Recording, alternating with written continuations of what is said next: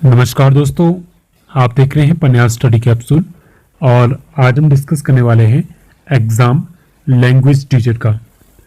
Commission का ये exam है, कंडक्ट करवाया गया था हमीरपुर बोर्ड के द्वारा। और एग्ज़ाम की बात करें तो ये एग्ज़ाम हुआ था 14 जुलाई 2018 को। एग्ज़ाम की बात करें तो टोटल इसमें 170 क्वेश्चन आपसे पूछे जाते हैं, जिसमें जीके सेक्शन की बात करें तो जीके के लगभग 50 के आसपास क्वेश्चन पूछे जाते हैं और उसमें भी अलग अलग जो टॉपिक रहते हैं वो डिस्ट्रीब्यूट रहते हैं। तो इस वीडियो में हम डिस्कस करने वाले हैं सिर्फ इसका जीके सेक्शन। तो चलिए स्टार्ट करते हैं फर्स्ट क्वेश्चन के साथ। तो जीके हमारे पास फर्स्ट क्वेश्चन से ही स्टार्ट हो रहा है, तो चलिए देखते हैं पहला क्वेश्चन हमारे पास कौन सा है। क्वेश्चन नंबर 1, गैल्वेनाइजेशन विधि में लोहे को जंग से बचाने के लिए किसकी पतली परत चढ़ाई जाती है?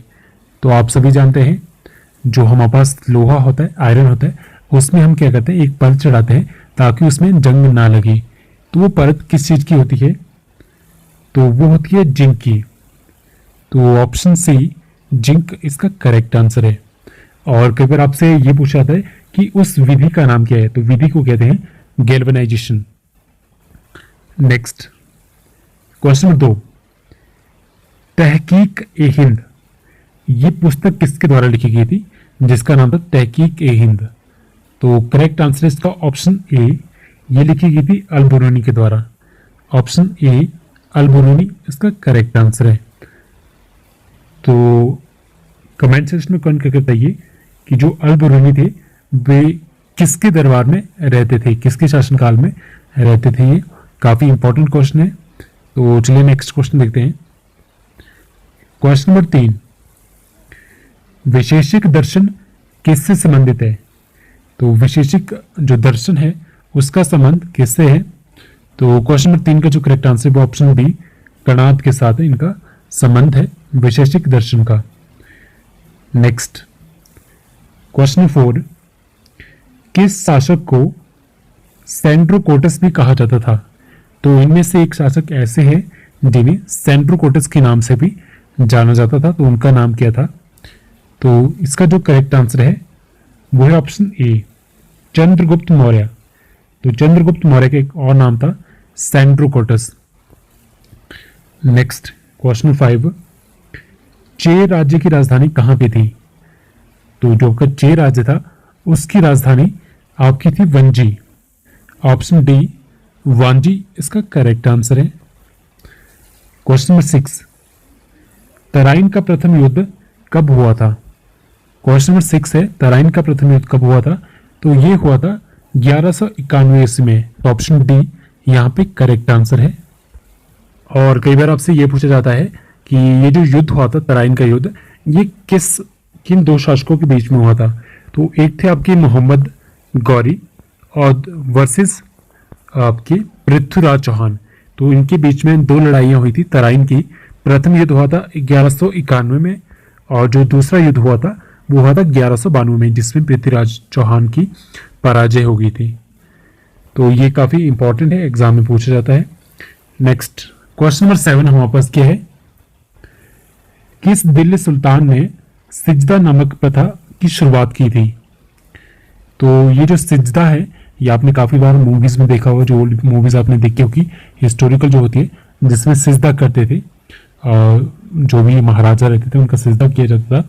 तो क्वेश्चन नंबर 7 का जो करेक्ट आंसर है वो ऑप्शन सी, ये प्रथा चलाई गई थी बलबन के द्वारा। Option C Balban correct answer है। और सिजदा में क्या किया जाता था, घुटनों के बल बैठकर सुल्तान के सामने सिर झुकाया जाता था। और इनके द्वारा एक और प्रथा चलाई गई थी जिसे कहते थे पाबोस। ये भी काफ़ी इंपॉर्टेंट है, जिसे कहते थे पाबोस। पाबोस का मतलब क्या होता था, पेट के बल लेटकर सुल्तान के पैरों को चूमना। तो ये प्रथाएं उनके द्वारा चलाई गई थी। दो इंपॉर्टेंट प्रथाएं हैं, काफ़ी इंपॉर्टेंट है। तो चलिए नेक्स्ट क्वेश्चन देखते हैं। क्वेश्चन नंबर 8, किस मुगल शासक को जिंदा पीर कहा जाता है? क्वेश्चन नंबर 8 का जो correct answer option C, Aurangzeb. तो ये क्वेश्चन तो काफ़ी बार एग्जाम पूछा गया है, जिंदा पीर किसे कहते थे? औरंगजेब को कहा जाता था। क्वेश्चन नंबर 9, किसके शासनकाल में सिंध का विलय 1843 ब्रिटिश क्षेत्र में किया गया? तो ये किसके शासनकाल में हुआ था? क्वेश्चन नंबर 9 का जो करेक्ट आंसर है वो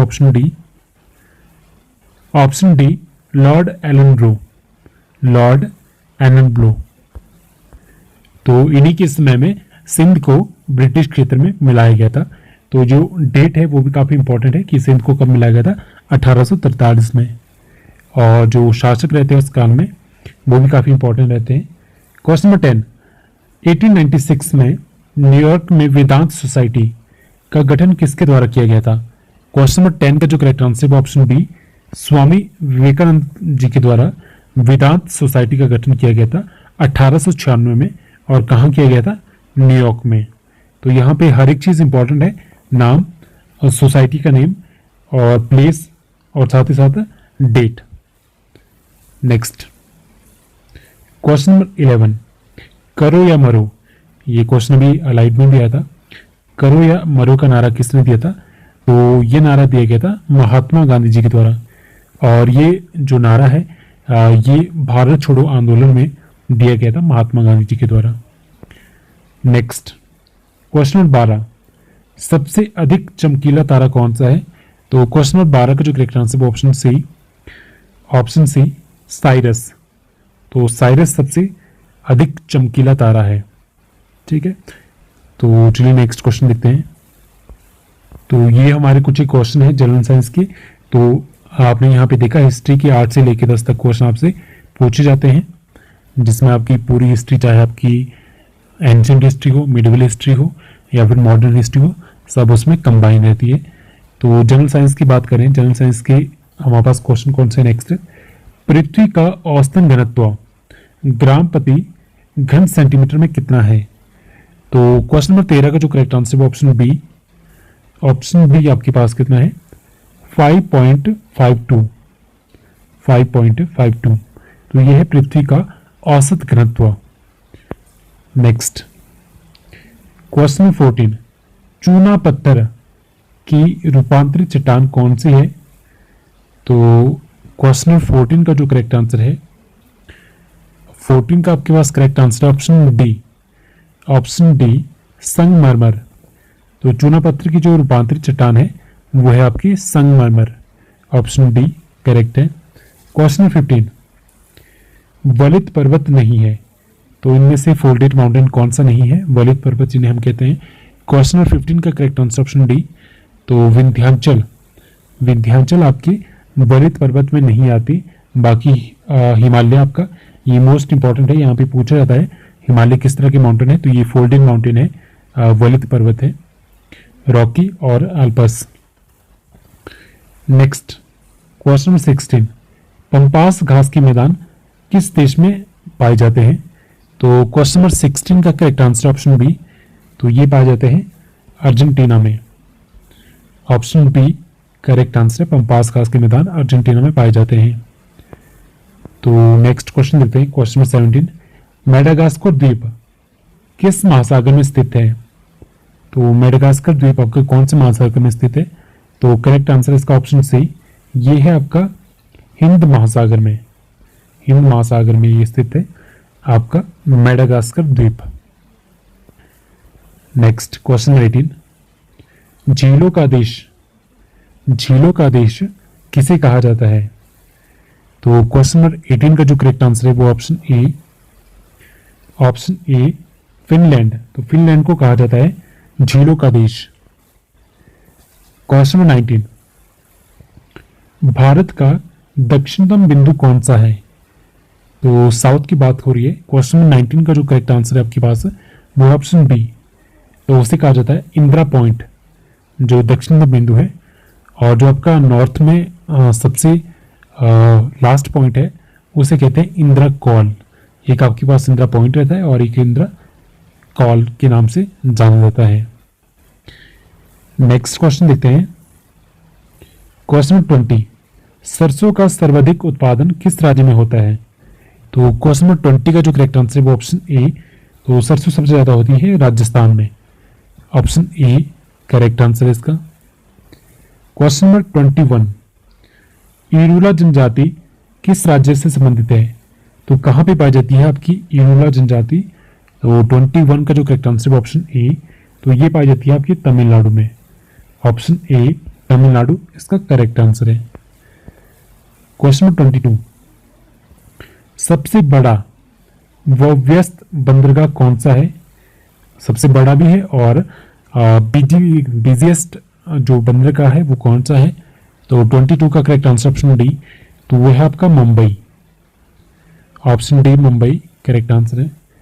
22, भीतरकनिका अभयारण्य किस राज्य में स्थित है? तो ये जो वाइल्ड लाइफ सेंचुरी है ये कौन से स्टेट में पड़ती है? तो 23 का जो करेक्ट आंसर है वो ऑप्शन सी उड़ीसा। तो भीतरकनिका जो वाइल्ड लाइफ सेंचुरी है वो आपकी है उड़ीसा में। नेक्स्ट 24, नेक्स्ट आपकी इंडियन पॉलिटी स्टार्ट हो रही है। तो यहाँ पे आपने देखा कि आपके जो जियोग्राफी से रिलेटेड क्वेश्चन पूछे जाते हैं, चाहे इंडियन ज्योग्राफी हो चाहे आपकी वर्ल्ड ज्योग्राफी हो, मिक्स रहती है। तो 8 से लेकर 10 क्वेश्चन इससे भी पूछे जाते हैं। तो ये काफ़ी चीज़ें इंपॉर्टेंट है आपके लिए। हिस्ट्री इंपॉर्टेंट होगी, ज्योग्राफी भी इंपॉर्टेंट है। नेक्स्ट हम देखने वाले हैं इंडियन पॉलिटी। तो चलिए देखते हैं पहला क्वेश्चन हमारे पास कौन सा है। भारतीय संविधान की 6वीं अनुसूची, तो टोटल 12 शेड्यूल है, उसमें जो 6वीं अनुसूची है उसमें किस राज्य के प्रशासन के बारे में प्रावधान नहीं है? तो किस राज्य की बात नहीं की गई है 6वीं अनुसूची में? तो 24 का जो करेक्ट आंसर है ऑप्शन डी, मणिपुर की बात उसमें नहीं की गई है। बाकी उसमें बात की गई है असम, मेघालय और त्रिपुरा के प्रशासन के बारे में। तो ऑप्शन डी करेक्ट आंसर है। और इनके अलावा एक स्टेट और आती है, वो है आपकी मिजोरम। तो ये 4 स्टेटें आपके पास है ईस्ट साइड की, जिसमें आसाम, मेघालय, त्रिपुरा और मिजोरम आपके पास है, जिनके प्रशासन की बात कही गई है आपकी 6वीं अनुसूची में। तो टोटल 12 अनुसूची है, ये भी इंपॉर्टेंट है। नेक्स्ट 25, भारत में पहली आपातकालीन स्थिति की घोषणा किस वर्ष हुई थी? तो सबसे पहले जो नेशनल इमरजेंसी लगी थी इंडिया में वो कब लगी थी? तो 25 का जो करेक्ट आंसर आपके पास वो है ऑप्शन सी 1962 में।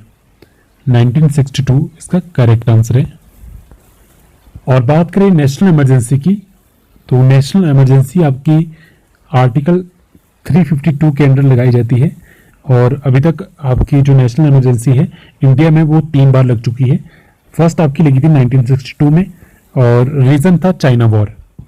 उसके बाद नेक्स्ट आपकी लगी थी 1971 में, रीजन था पाक वॉर, पाकिस्तान के साथ लड़ाई लगी थी उस वजह से। और नेक्स्ट जो नेशनल इमरजेंसी लगी थी वो लगी थी 1975 में, ये लगाई गई थी इंदिरा गांधी के द्वारा और रीजन था इसमें इंटरनल डिस्टर्बेंस। तो ये काफ़ी इंपॉर्टेंट है। और जो आर्टिकल आता है जिसके अंदर ये लगाई जाती है वो है 352, उसमें नेशनल इमरजेंसी लगाई जाती है। और 360 भी आपके पास एक आर्टिकल है जिसमें फाइनेंशियल इमरजेंसी डिक्लेयर की जाती है। और बात करें फाइनेंशियल इमरजेंसी की, तो अभी तक इंडिया में एक भी बार फाइनेंशियल इमरजेंसी नहीं लगी है। एग्जाम में आपसे पूछा जाएगा फाइनेंशियल इमरजेंसी इंडिया में कितनी बार लगी है। ऑप्शन आएंगे 1, 2, 3 और नन ऑफ द अबव। तो आपके पास होगा नन ऑफ द अबव। और नेशनल इमरजेंसी 3 बार लग चुकी है। नेक्स्ट 26, राज्यसभा के सदस्य कितनी अवधि के लिए निर्वाचित किए जाते हैं? तो राज्यसभा के जो सदस्य हैं जिन्हें इलेक्ट किया जाता है तो वो कितने टाइम के लिए किए जाते हैं? तो 26 का जो करेक्ट आंसर है ऑप्शन डी 6 वर्ष के लिए। और राज्यसभा को कभी भी भंग नहीं किया जा सकता, ये परमानेंट हाउस होता है। तो ये भी आपसे कई बार क्वेश्चन पूछा जाता है। 27, भारत में सर्वप्रथम किस राज्य में लोक अदालतों का गठन किया गया? तो 27 का जो करेक्ट आंसर है ऑप्शन सी, तो सबसे पहले लोक अदालतों का गठन हुआ था महाराष्ट्र में। ऑप्शन सी करेक्ट आंसर है।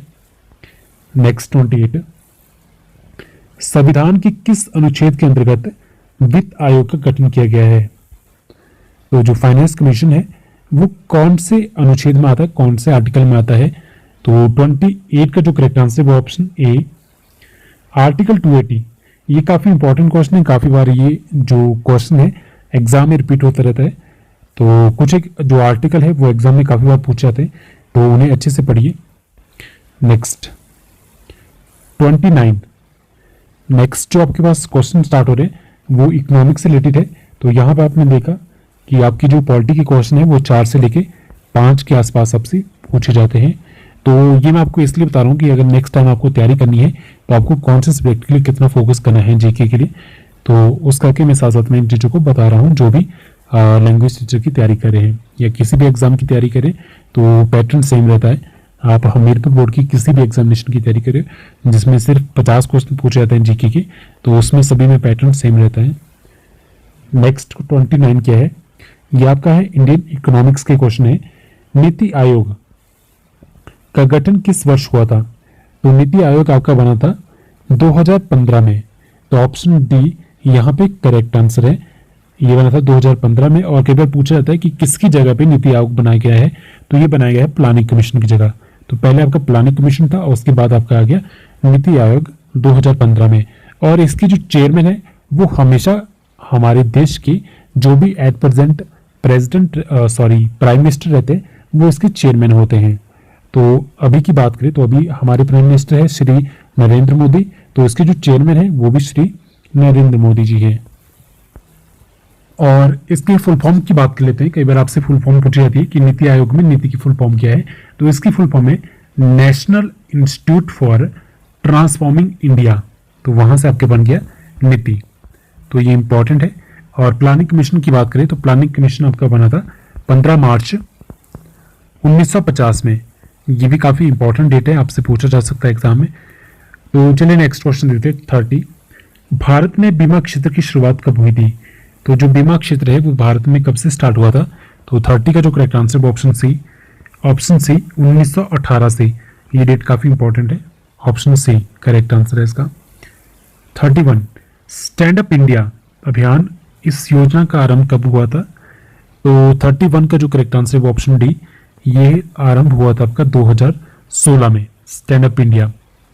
नेक्स्ट क्वेश्चन देखते हैं। नेक्स्ट क्वेश्चन क्या है, प्रदेश में प्रसिद्ध राधे श्याम मंदिर कहाँ पे स्थित है? तो ये आपका हिमाचल जी की स्टार्ट हो रहा है। तो यहाँ पे आपने देखा आपके पास बात करें इंडियन इकोनॉमिक्स की तो 1 2 3 और तो सिर्फ 3 क्वेश्चन यहाँ पे पूछे गए थे इकोनॉमिक्स के। तो 3 या 4 के आसपास ही आपसे इकोनॉमिक्स के क्वेश्चन पूछे जाते हैं।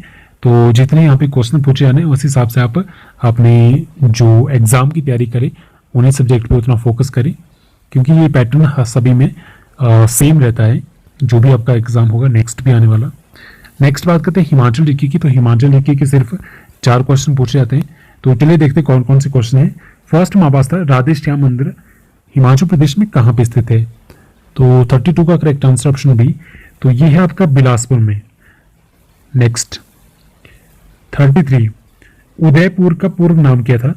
तो उदयपुर जो आपका है लाहौल स्पीति में, तो पहले इसका नाम क्या था? तो 33 का करेक्ट आंसर ऑप्शन बी, पहले इसका नाम था मारकुल। ऑप्शन बी करेक्ट आंसर है। 34 हिमाचल प्रदेश में सबसे कम जनसंख्या घनत्व वाला जिला कौन सा है? तो सबसे कम जो डेंसिटी है वो कहाँ पे है?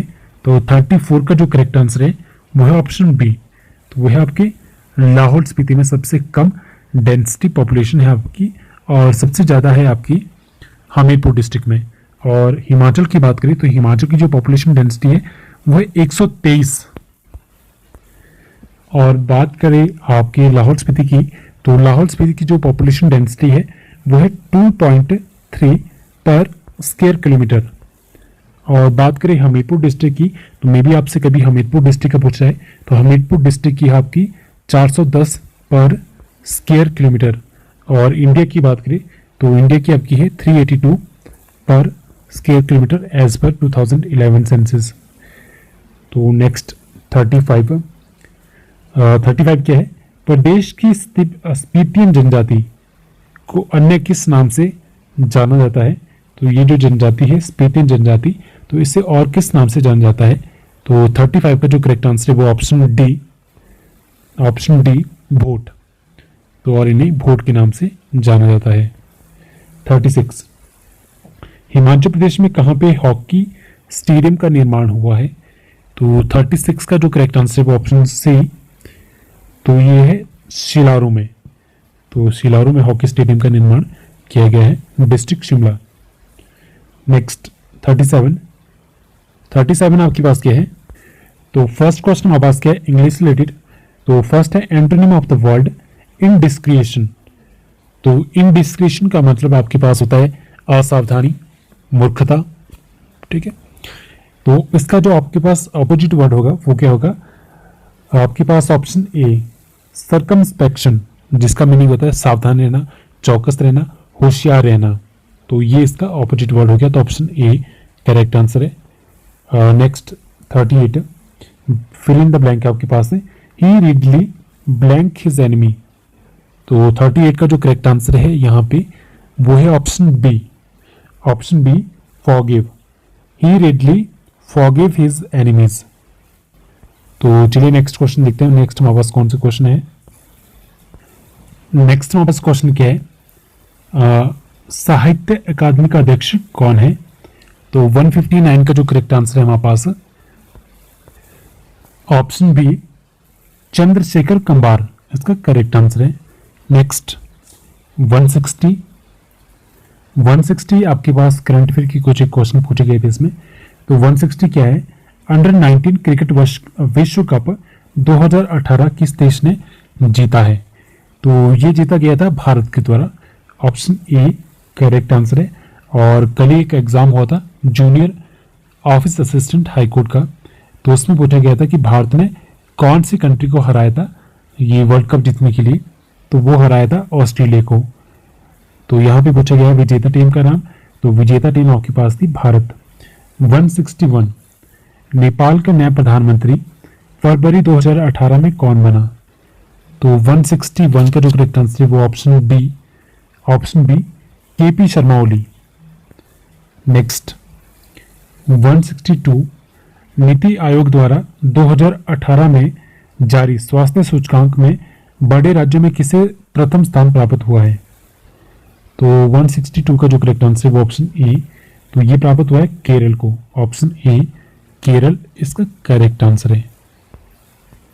नेक्स्ट 163 भारत का कौन सा तैराक फरवरी 2018 में ओशियन 7 चैलेंज पूरा करने वाला दुनिया का सबसे युवा तैराक बन गया है।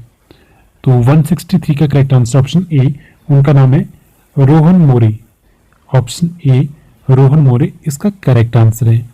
तो इसमें 4 क्वेश्चन आपके पूछे गए थे करंट अफेयर की, और ये जो एग्ज़ाम है ये आपका एग्ज़ाम हुआ था जुलाई में, और करंट अफेयर यहाँ पे फरवरी मंथ के भी पूछे गए हैं आपसे। तो चलिए नेक्स्ट क्वेश्चन देखते हैं। नेक्स्ट आपकी क्वेश्चन है रीजनिंग के कुछ क्वेश्चन है। तो 164 क्या है, एक संख्या में 15वें भाग, 12वें भाग तथा 7वें भाग का योग आपके पास कितना है, 1353। तो संख्या क्या है आपके पास। तो चलिए इसको हल करके देखते हैं। तो सबसे पहले क्या बोला है, एक संख्या की 15वें भाग, तो मान लेते हैं वो संख्या आपके पास क्या है, एक्स है, ए बी सी कुछ भी मान लो, चलो हम मान लेते हैं वो संख्या हमारे पास है एक्स। तो क्या बोला है, एक संख्या की 15वें भाग यानी x बटे 15, 12वें भाग यानी x बटे 12 और 7वें भाग यानी x बटे 7। अब क्या बोला है, का योग यानी सभी को प्लस कर देते हैं, इनको प्लस कर देते हैं, इज इक्वल टू कितना है आपके पास 1353। तो इक्वल टू 1353। अगर आप साथ साथ में नोट करो तो आप साथ साथ में से लिख सकते हो। तो यहाँ पे थोड़ा क्लियर नहीं आ रहा है, बट आई थिंक आपको साथ साथ में थोड़ा क्लियर हो रहा है कि मैं क्या बताना चाहता हूँ। तो आप इसको सिंपली उसके बाद सॉल्व कर सकते हो यहाँ से एलसीएम लेके, और अगर आप उसको सॉल्व करोगे एलसीएम लेने के बाद तो आपके पास कुछ इस तरह से आ जाएगा 84x, मैं इसको सॉल्व कर रहा हूँ एलसीएम लेने के बाद, 84x प्लस 105x प्लस आपके पास 180x डिवाइडेड बाय आपके पास 15 मल्टीप्लाई बाय 12 मल्टीप्लाई बाय 7, और ये सभी इक्वल आपके पास होगा 1353 के बराबर। और इसके बाद जब आप इसे सॉल्व करोगे तो आपके पास जो x की वैल्यू आएगी वो आपके पास आएगी कैलकुलेट करने के बाद, मैं कैलकुलेट करके बता रहा हूँ, तो आपके पास आएगी 4620। तो ऑप्शन डी इसका करेक्ट आंसर है 4620। तो ये सिंपल कैलकुलेशन ही आपको इसमें डिवाइड और मल्टीप्लाई करना है, तो बिल्कुल सिंपल है, थोड़ा सा टाइम लगेगा इसमें बट काफ़ी सिंपल है। तो इस तरह से आप x की वैल्यू निकाल सकते हो, तो ऑप्शन डी करेक्ट है। नेक्स्ट 165, एक वृत्त का क्षेत्रफल एक वर्ग के क्षेत्रफल के बराबर है, इनकी परिमाप का अनुपात क्या होगा। तो चलिए देखते हैं, पहले हमारे पास क्वेश्चन क्या बोला है, एक वृत्त का क्षेत्रफल एक वर्ग के क्षेत्रफल के बराबर है, इनका परिमाप का अनुपात आपको निकालना है। तो चलिए पहले देखते हैं, हमारे पास इसको थोड़ा बनाने के लिए इक्वेशन आपको बनानी पड़ेगी। तो हमारे पास जो वृत्त का क्षेत्रफल होता है वो आपके पास होता है पाई आर स्क्वायर, ठीक है, और समान बोला है, दोनों समान है तो इक्वल टू कर लेते हैं। और आपके पास वर्ग का क्षेत्रफल होता है आपके पास भुजा का स्क्वायर। तो चलिए भुजा मान लेते हैं, आपके पास ए कोई भुजा है तो ए का स्क्वायर, तो ये दोनों आपके पास इक्वल हो गए। तो यहाँ से चलिए आर की वैल्यू निकाल देते हैं। क्यों? क्योंकि अभी हमें इसका जो परिमाप है उनका रेशियो निकालना है, तो वहाँ पे हमको आर की वैल्यू की जरूरत पड़ेगी। तो आर की वैल्यू यहाँ से निकाल लेते हैं। तो आर की वैल्यू हमारे पास यहाँ से आ जाएगी ए बटे √ पाई। तो ये हमारे पास आर की वैल्यू आ गई, तो इसे हम अभी आगे यूज करेंगे। तो इसके बाद क्या बोला, इनके परिमाप का अनुपात क्या होगा। तो परिमाप का अनुपात क्या होगा, तो सबसे पहले परिमाप देखते हैं। सर्कल का आपके पास क्या होता है 2 पाई आर, और डिवाइडेड बाय वर्ग का परिमाप आपके पास क्या होता है 4 मल्टीप्लाई बाय भुजा, भुजा आपके पास होगी ए, ठीक है। तो ये आपके पास इक्वेशन बन गई। अब आपको सिंपली क्या करना है, यहाँ पे आर की वैल्यू को पुट करना है, जो हमने अभी लास्ट कैलकुलेट करी थी, a अपॉन √ पाई। तो अगर आप यहाँ पे इस वैल्यू को पुट करते हो तो आपके पास हो गया 2 पाई a upon √ pi divided by नीचे आपके पास है 4a, और जब इसको सॉल्व करोगे तो आपके पास आंसर यहाँ से आ जाएगा √ पाई डिवाइडेड बाय 2। तो ये आपके पास इनका रेशियो आ गया। तो ऑप्शन डी करेक्ट आंसर है। नेक्स्ट 166 क्या है, यदि रीजन का कोड नंबर आपके पास 5 है, बिलीव्ड का कोड नंबर आपके पास 7 है, तो गवर्नमेंट का कोड नंबर आपके पास कितना होगा। तो यहाँ तो बिल्कुल सिंपल वे में क्या किया है, तो आपको सिंपली यहाँ क्या करना है, काउंट करना है कि आपके पास कितने अल्फाबेट है वर्ड में। तो चलिए सबसे पहले काउंट करते हैं रीजन में। रीजन में आपके पास देखिए REASON, टोटल यहाँ पे आपके पास जो लेटर है वो आपके पास 6 है, तो एक इसे माइनस कर दीजिए, एक माइनस की तो आपके पास 5 आ गया, तो वही इसका कोड हो गया, ठीक है। तो देखिए 5 इसका कोड है, यानी आपको क्या करना है, जितने भी इसमें अल्फाबेट है, जितने भी लेटर है, उनमें से एक माइनस कर देना है। तो नेक्स्ट देखते हैं बिलीव्ड। इसमें आपके पास 1 2 3 4 5 6 7 8 है, 8 अल्फाबेट है, तो माइनस 1 किया तो आपके पास आ गया 7, वही इसका कोड हो गया आपके पास 7। तो सेम आपको गवर्नमेंट में भी करना है। तो गवर्नमेंट में अगर हम टोटल लेटर इसमें देखिए तो 5 + 5 आपके पास टोटल लेटर 10 है, तो 10 में से एक माइनस कर दिया तो आपके पास बच गया 9। तो यहाँ जो इसका करेक्ट आंसर है वो ऑप्शन सी 9। तो काफी सिंपल था ये। नेक्स्ट हमारे पास क्वेश्चन क्या है, निम्नलिखित में से कौन सा क्षार नहीं है। तो आपको पता लगाना है इनमें से क्षार कौन सा नहीं है। तो उसका जो करेक्ट आंसर है वो ऑप्शन डी C2H5OH। तो ये क्षार नहीं है। बाकी आपकी NOH, KOH और NH4OH ये सभी क्षार है, बेस है। तो चलिए नेक्स्ट क्वेश्चन देखते हैं 168। शरीर में ताप नियंत्रण का केंद्र कौन सा है। तो टेम्परेचर को कंट्रोल कौन सी चीज करती है। तो 168 का करेक्ट आंसर ऑप्शन ए, तो उसका नाम है हाइपोथैलेमस। तो उसका नाम है हाइपोथैलेमस, जो शरीर में हमारे टेम्परेचर को कंट्रोल करती है। तो ये जो आपकी क्वेश्चन है ये जनरल साइंस में आ जाते हैं। नेक्स्ट 169, निम्नलिखित में से कौन शेष तीनों में से भिन्न है। तो आपको बताना है इनमें से 3 चीजें आपके पास सेम है और एक चीज आपके पास कुछ अलग से दी है, तो आपको वो चीज देखनी है वो कौन सी है। तो चलिए देखते हैं। तो यहाँ जो इसका करेक्ट आंसर है वो ऑप्शन ए, भूतापीय ऊर्जा, जिसे हम कहते हैं जियोथर्मल एनर्जी। क्योंकि ये जो भी अब आपके पास बाकी है, चाहे आपके पास प्राकृतिक गैस है, पेट्रोलियम है, कोयला है, ये सभी के सभी नॉन रिन्यूएबल एनर्जी सोर्सेज है। और जो आपके पास जियोथर्मल एनर्जी है ये रिन्यूएबल एनर्जी सोर्सेज है, जिन्हें हम बार बार यूज कर सकते हैं। नेक्स्ट हमारे पास क्वेश्चन किया 170, निम्नलिखित में से कौन सा एक यौन संचरित रोग नहीं है, सेक्सुअली ट्रांसमिटेड डिजीज नहीं है। तो वो आपकी है हेपेटाइटिस। ऑप्शन बी यहाँ पे करेक्ट आंसर है।